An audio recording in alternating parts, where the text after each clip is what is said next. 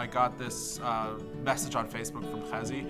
I knew Chezi from around, but he sends me this message and he says, "Hey, Neiman, you seem like the type of guy who would really be into a Carlebach minion, and we're gonna start something like that." I was skeptical. I didn't think Crown Heights was ready for something like that. Seema and I were working together a few years ago, and we were sitting in our office, and she's like, "So Chezi decided though he's making a shul this week, a Carlebach style shul, and I really want you to come." So I said to her, I'm like, "I'm really not into flower power stuff. I'll support the shul from the side, but I'm not coming." And she's like, "Please, you'll really like it." And I'm like, "It's really not my thing." And little did I know, it really was my thing. And I've been coming to shul ever since, and I really love it. And I think it's changed my life. I met Chezi, and instantly I was just like, "You're the man. This place is awesome, and I need to come here as often as possible." I had sort of accepted the fact that shul wouldn't be a part of my life, and that was sad for me because I did like going when I lived elsewhere and out of state. And so I heard from several different places that Ahavas Yisroel is a place like no other. And to be honest, I was pretty skeptical because I was like, it's in Crown Heights, how cool can it be? Finally, I don't know what hit me, but one Friday night I decided to just go. And I remember when I walked in the shul, it took maybe 10, 15 minutes, and I knew that I was in the right place. I knew that that was the shul that I was going to stay at. I was born here and I was raised here and I lived here my whole entire life. But after just these few months, like maybe it was 6 months that I was at Chevra Ahavas Yisroel, I finally feel like I have my own community. The shul really started off as a place for people to come together and daven, and it's grown to be so much more than just that. It's a community, it's people coming together to learn, to daven, to share in kind of the multifaceted aspect of the Torah and Jewish experience.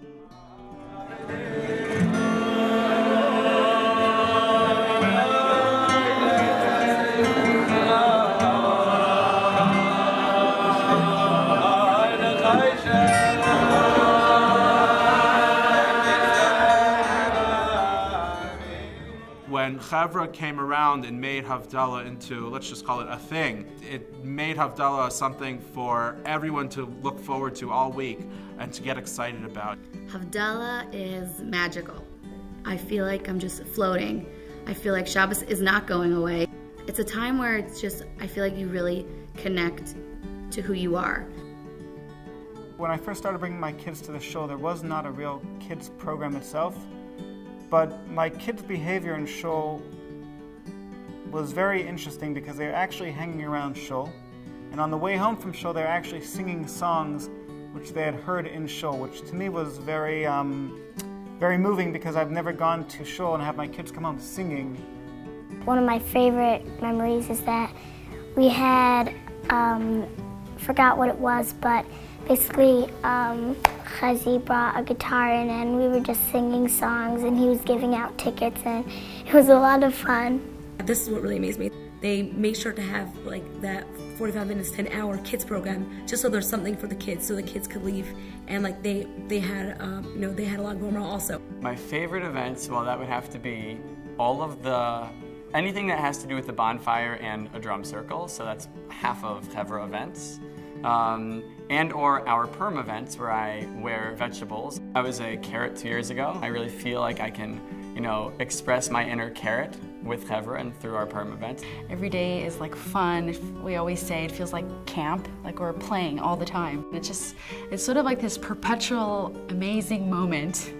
But I would say that probably the most memorable times are when we're all unified, if it's singing in the sukkah or if it's that final moment of Yom Kippur. It's so hard to peg, but probably when we're most unified. The Achnasas Sefer Torah was really a pivotal moment, I think, in Ahavas Yisroel history. We had moved to Maple Street Shul and were, in some ways, kind of on the outskirts of Crown Heights and yet creating this big community event, and we weren't quite sure how many people are going to make it out and what will it look like.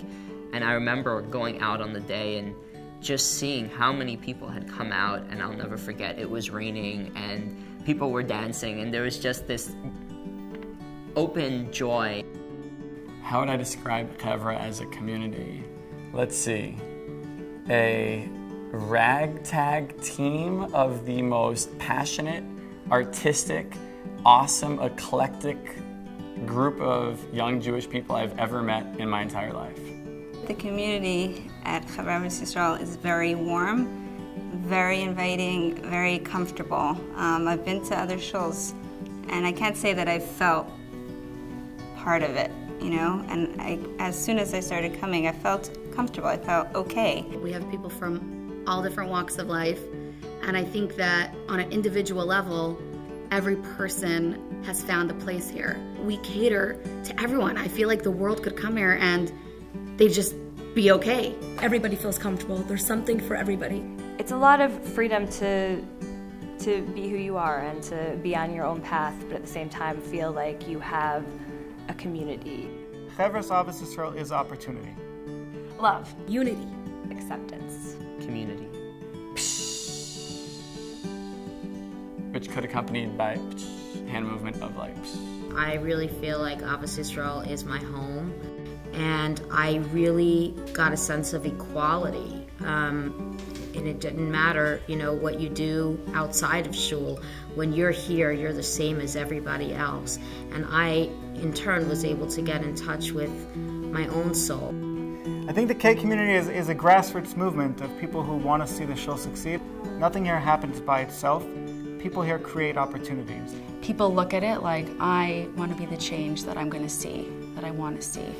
Everyone works together. It's not just one person by themselves helping the show be what it is today.